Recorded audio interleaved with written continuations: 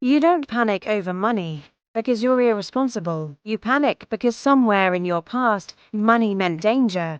Healing doesn't always announce itself. Sometimes it shows up as panic in a quiet room. You finally sit down, phone in your hand, banking app loading, and before the numbers even appear, your chest tightens, your breath shortens, your shoulders rise like you're bracing for impact. Nothing bad has happened yet, but your body is already preparing for something terrible. You close the app, tell yourself you'll check later, tomorrow, next week. And then you feel ashamed for avoiding it. You think, what's wrong with me? I should be better at this. I'm grown. I should have this figured out. But what if the problem isn't discipline? What if it isn't laziness? What if it isn't math at all? What if your body learned to fear money long before you ever learned to manage it? Think about the first time money scared you. Maybe it was overhearing arguments through thin walls at night, voices raised, bills spread across a table, someone whispering, "I don't know how we're going to pay this." Maybe it was watching your parents stare at an ATM too long, or groceries being put back at the register, or the electricity going out without warning. Maybe it was losing a job suddenly, or medical bills arriving in thick white envelopes, or being told, again and again, "We can't afford that." Your nervous system doesn't forget moments like that. It stores them, not as memories you replay, but as sensations: tight stomach, racing heart, a knot in your throat, a pressure behind your eyes.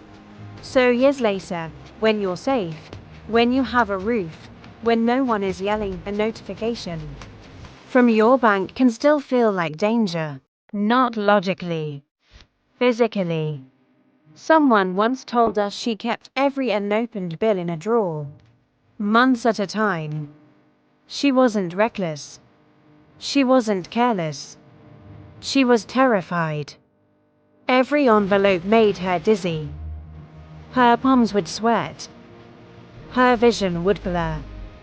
She'd shove the paper away and promise herself she'd deal with it later. Then hate herself for doing it. She thought she was broken. What no one had explained was this: avoidance is not failure. It is a stress response. Your nervous system has one job: keep you alive. When it senses threat, it doesn't sit down to calculate interest rates. It speeds your heart, locks your jaw, tightens your muscles, narrows your focus. It prepares you to fight, run, or freeze. Money becomes dangerous when it once meant instability, when it once meant loss, when it once meant you didn't know what was coming next. So even now, with a job, with plans, with spreadsheets, with goals, your body might still be living in an older chapter, one where survival came first. That's why budgeting apps don't always calm people down. That's why advice can bounce right off. That's why you can know exactly what you should do and still feel unable to do it. You can't think clearly when your body believes you're under attack. That isn't weakness. That is biology. What if the first step toward financial stability isn't a new system, but a new relationship with your body? What if before solving the numbers, you helped the part of you that thinks you're about to lose everything? What if safety came first? Next time money comes up, don't rush to fix it. Pause. Feel your feet inside your shoes. Press them into the floor. Let your exhale stretch longer than your inhale. Look around the room and name what's here: a lamp, a window, your hands, the sound of traffic, the hum of a refrigerator. You are not back there. You are here, right now, in this moment. You survived. Instead of attacking everything at once, touch your finances in tiny pieces. Open the app for 10 seconds. Close it. You breathe. Come back later. Your nervous system learns through experience. I looked, nothing exploded. I stayed, I survived. That's how fear loosens, not through force, through repetition, through gentleness, through showing your body. Again and again, this moment is different.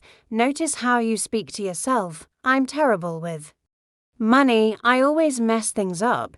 Try something softer, something truer. My body learned to fear instability. I'm practicing staying calm with numbers. I'm learning a new way. It sounds small, but tone matters. Your nervous system is listening.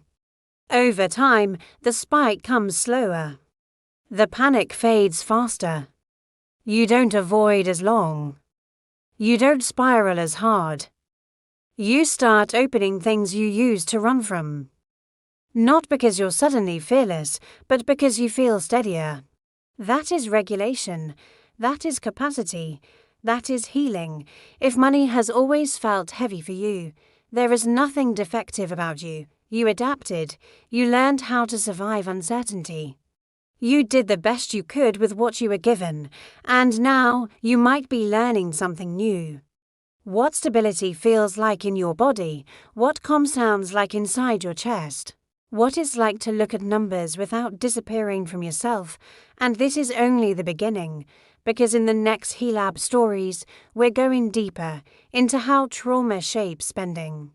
Why success can feel unsafe, how scarcity gets wired into the nervous system, and what it really takes to rebuild trust with money, slowly, honestly, one steady moment at a time. If any part of this felt familiar, stay with us, because healing your finances is also about healing the part of you that learned to be afraid, and that part deserves patience, not pressure. Not shame, safety, one breath at a time.